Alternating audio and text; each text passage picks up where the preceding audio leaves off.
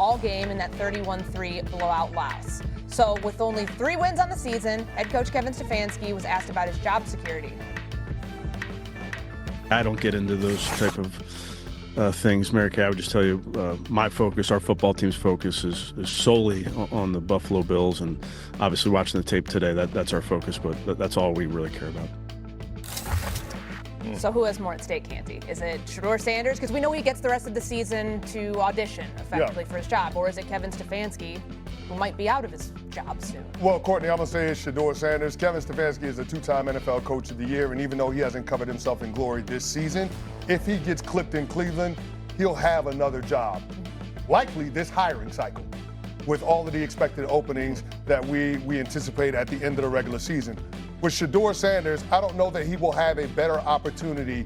I don't know that he will have a longer runway to prove that he belongs in terms of being a starting quarterback in this league. Now, the irony of that is Cleveland's commitment to their head coach could hinge on how committed they are to Shedeur Sanders and how committed they are in not drafting a quarterback at the top of the 2026 draft where they have 2 first-round draft picks. Because here's the deal. If you're thinking about drafting a quarterback with the first-round pick, you want to put him on the same timeline as the head coach. You don't want to have the head coach on the hot seat when you're drafting a quarterback in the first round. Ask the New York Giants how that's working out. So I will say this. I think Shedeur Sanders has more at stake because I do believe that Kevin Stefanski will have more opportunities if it doesn't work out in Cleveland to be a head coach. I don't know that Shedeur Sanders will have more opportunities, will be given a longer runway with another team, considering how polarizing people view him as a player. Wow, I'm a bit surprised. I would have thought Stefanski. Your point is well taken, though. I didn't think about the polarization of Shedeur Sanders. What I see in Shedeur Sanders is a young player who has growing pains as you're going up. And by the way, I mean, this is Stefanski's offense. I know he's not calling the offense, but you're in charge of it, right? So things it didn't go great last week, but you've seen improvement in him. If he continues to improve, if you're the Cleveland Browns and you're sitting back, unless you just absolutely love somebody, you go, hey, he's our bridge guy. We can go. They got a great young football team. Like you look around, they got good pieces and parts. So their draft class was really good. So the problem for me, I would say, was Stefanski, because very rarely do you get into a place where you'll have a quarterback you can kind of run this out and then build for next year. Stefanski, for me, it's just been underwhelming. Like there hasn't been a lot that you could just go, and I know he's been coach of the year, but it just, areas of this football team just have not stepped up. And Schwartz has done an insanely good job on the defense. They can't find something offensively to me. And the whole Dylan Gabriel and managing Shedeur Sanders, that to me was just a blip. The Flacco and Kenny Pickett at the beginning was craziness. These dudes take all that and then they ship them off, and then you play them a little bit and then ship them off, and you got 2 kids who have never done anything.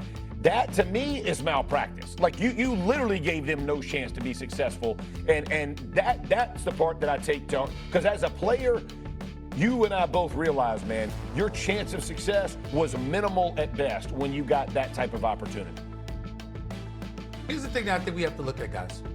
I'm very, very big on this. Whatever you are, whatever your signature was that got you the job, make sure you're that.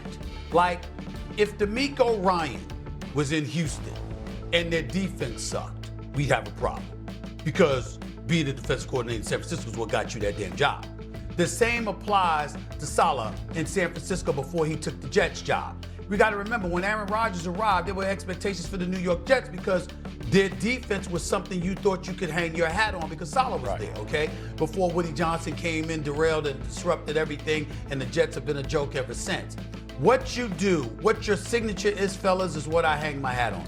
So as we sit here today talking about the Cleveland Browns, right? And you just brought up Jeff Saturday, you brought up Schwartz and how he's got that defense looking, okay? We see, and we've raved at times about the Cleveland Browns defense. Am I correct, fellas? I think we've done that. Yeah. So the problems with their offense.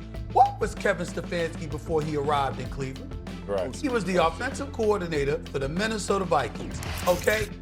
But here we are, in this year, look at the Browns offense this year. Yards per play last, total QBR last, yards per game 30th, offensive points per game 29th. That's horrid. And why is that relevant? Because it's not just Shedeur Sanders. This man, Kevin Stefanski, was it like 11 quarterbacks over the last 4 years? Right. Was it something like that? Right. I mean, are you talking about 13 quarterbacks since 2020? Damn, you can't find somebody that works. Right. Can't find somebody? Right. Somebody? I mean, Baker Mayfield looks pretty damn good without you. Okay? Yeah. You know, you see other quarterbacks, they're looking relatively decent without you. And you're looking at Kevin Stefanski, a two-time coach of the year. What's the problem? And then I'm looking at here, Shedeur Sanders, all right? So we got to look at him because we can't let him off the hook. He takes over in week 12. Since week 12, 16 points per game. Second worst scoring offense to the Las Vegas Raiders in the league. 56% completions, 23rd among 25 qualifiers. 5 interceptions, tied for most in the NFL. 76 passer rating, 23rd among 25 qualifiers. 36% success rate, 23rd among 25 qualifiers. My point is this: I could look at Shedeur Sanders, Jeff, CC, and blame him, right? My problem is, damn, Kevin Stefanski, does any quarterback work for you? Any quarterback at all? Right. At some point in time, ain't it about you? Ain't it about your offensive coordinator? Ain't it about what y'all are bringing to the table? Because if no one seems to work for you as an offensive mind at the quarterback position, how can I look at Shedeur Sanders? I might have to look at you and say, you might be the reason Shedeur Sanders is looking the way he's looking. Mm-hmm. It's a little hard, though, to get a full evaluation on the quarterback, though, when they have no receivers to speak of. They were missing 2 starters on the offensive line, lost more in the game. Go ahead. Here's the problem with that. Even though you're right, that's not going to stop us from judging Shedeur. Right. So if it's not going to stop us from judging Shedeur, why should it stop us from judging Stefanski? That man's been here for 5-6 years. He's got much more. He's got a playoff appearance. He's got 1 playoff victory in that span. In all the years that he's been there, how many playoff victories does he have, CC and Jeff? The Baker Mayfield leading them to a victory over the Pittsburgh Steelers in the playoffs. Yeah. That's it. What else you got? Yeah. Nothing. I agree. Okay.